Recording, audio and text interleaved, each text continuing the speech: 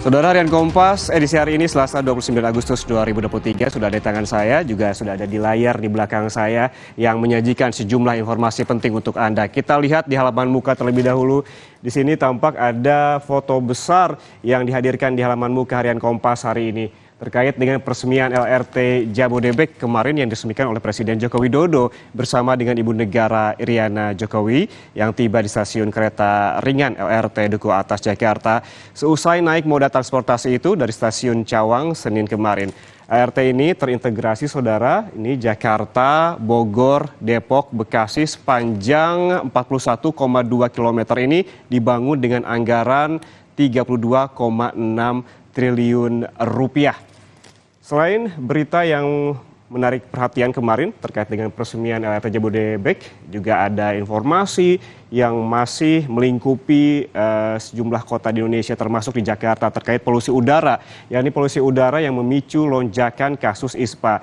Di sini ada upaya pemerintah dalam penanganan isu polusi udara di sektor industri didorong lebih transparan dan juga tegas. Pengawasan terhadap sektor industri ini perlu diperkuat dengan menambah petugas dan juga pengawas. Di sini dihadirkan infografik yang memperkuat data terkait solusi apa saja untuk menangani polusi udara ini. Kita lihat di sini yang dihadirkan oleh Harian Kompas.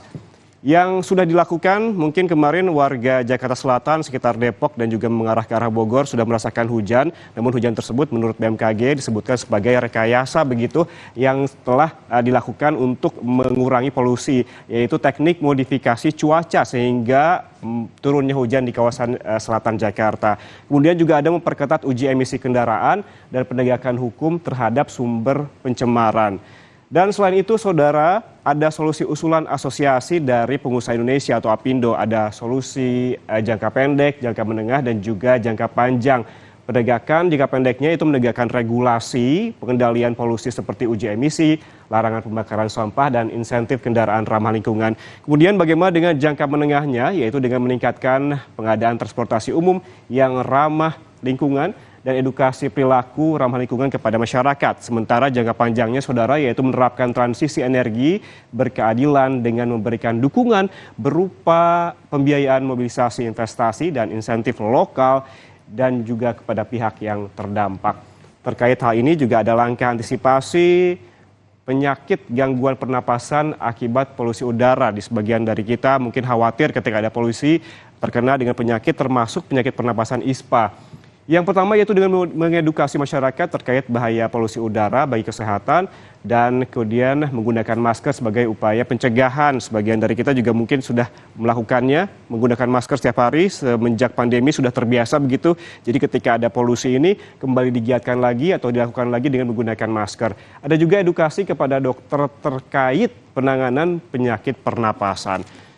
Informasi ini bisa Anda baca lebih lengkap dengan infografik lainnya yang dihadirkan di halaman muka Harian Kompas hari ini. Selain itu juga saudara kita lihat bersama ada informasi lainnya di bagian kiri halaman muka Harian Kompas. Saya perbesar untuk Anda. Ini terkait dengan hak anak, prioritaskan upaya pemulihan anak terpidana. Informasi ini juga telah dijelaskan ataupun telah dimuat kemarin oleh Harian Kompas terkait prioritas anak, upaya pemulihan anak terpidana. Masa depan anak yang berkonflik dengan hukum harus menjadi perhatian semua pihak. Terkait hal itu perlu ada upaya bersama untuk melepaskan stigma anak nakal dan anak bermasalah yang hingga kini begitu kuat melekat kepada mereka. Selain di halaman muka, kita lihat juga ada informasi penting lainnya di halaman 15 Harian Kompas yang terbit hari ini. Ya, ini dia.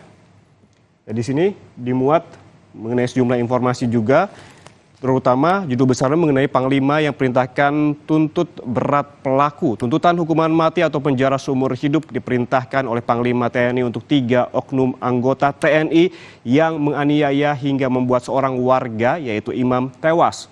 Panglima TNI Laksamana Yudo Margono melalui Kepala Pusat Penerangan TNI Laksamana Muda Julius Wijoyono menginstruksikan agar prajurit TNI yang diduga menjadi pelaku penganiayaan yang menewaskan seorang pemuda asal Aceh, Imam Mashkur, dituntut hukuman mati atau penjara seumur hidup. Pelaku juga akan dipecat dari jabatannya di TNI.